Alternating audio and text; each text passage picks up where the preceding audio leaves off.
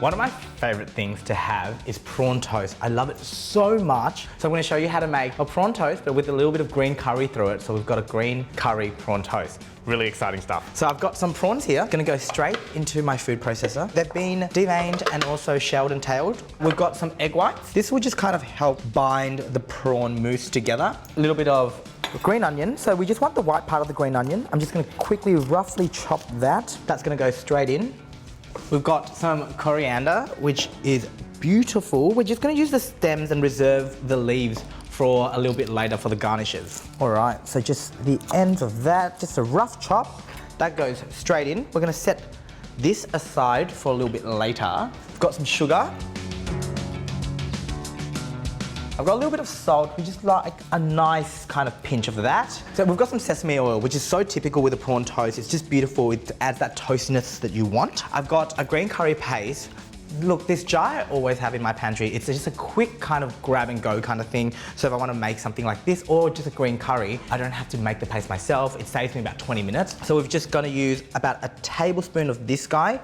All of our ingredients are in the food processor now. It's time to blend this guy up. So lid, we'll just go back on. And we're going to do quick pulses. We want it to be kind of smooth, but have a little bit of texture still in it. We don't want it to be too paste-like, because I kind of like having little bites of prawns on my prawn toast.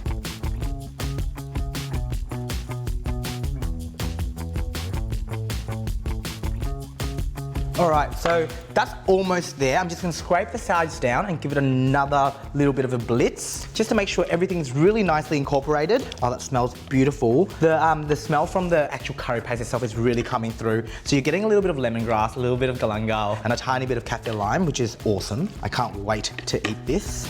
Pop this back on, another quick whiz.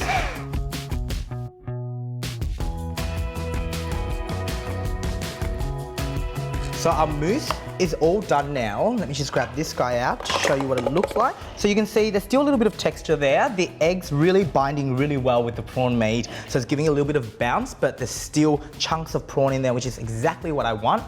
I'm just gonna set this aside in the fridge for about half an hour to an hour just to firm up.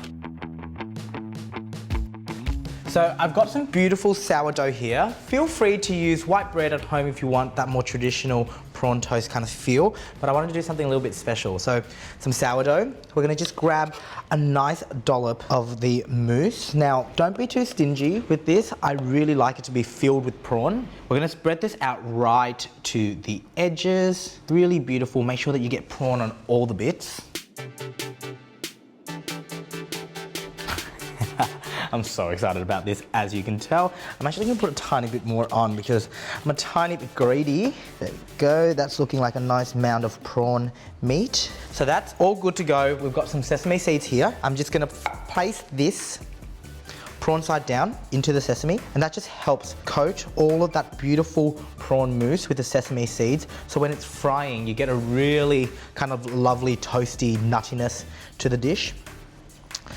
It's almost all covered, but just to make sure that we get that all those little bits, I'm gonna sprinkle some on there as well.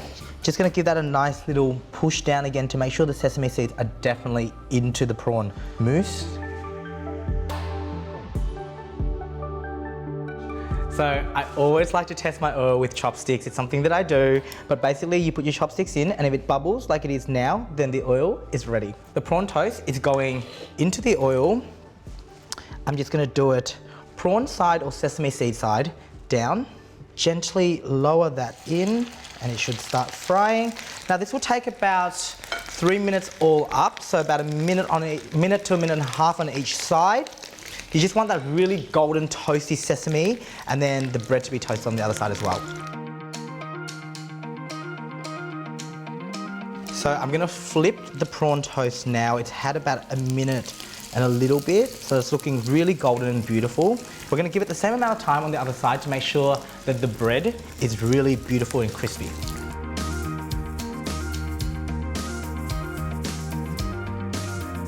So that prawn toast has had the same amount of time on the other side. I'm gonna take it out, drain it off on some paper to get rid of that excess oil. Beautiful.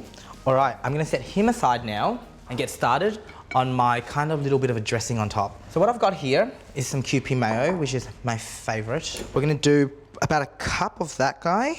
We've got some sriracha, about a tablespoon. So it's a little bit spicy. If you don't like sriracha, don't put it in, or just put a tad in. Tabasco works as well, but I love the flavor of this. It's a little bit sweet, it's a little bit vinegary, and it's a little bit hot, which I am obsessed with. Gonna give him a little mix. As you can see here, the sriracha and the mayo has really well incorporated now. I'm gonna make it a lot easier for me to put on the prawn toast by putting it into a little squeezy bottle.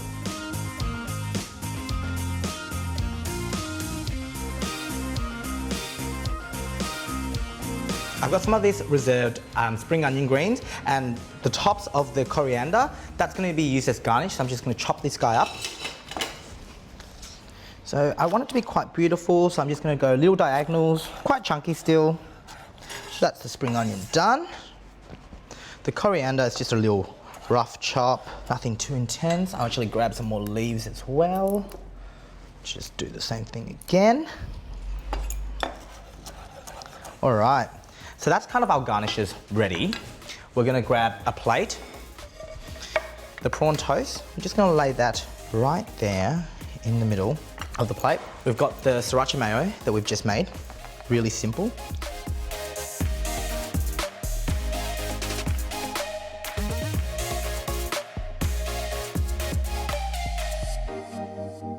We're gonna put this just kind of scattered over the top of that, and then finish with some toasted sesame seeds. Absolutely gorgeous. Now, at this stage, if you want to add some more heat to it, feel free to add some chili flakes, some fried chili, or even just some fresh chili over the top. I think I'm actually going to add a little bit of a fresh chili, so I've just got one. Let's just give that a nice little slice. Couple of these guys over the top. If you don't like heat, don't worry about it, but I definitely do, so that's definitely going on. Really simple. That right there is my take on prawn toast, and that's a green curry prawn toast.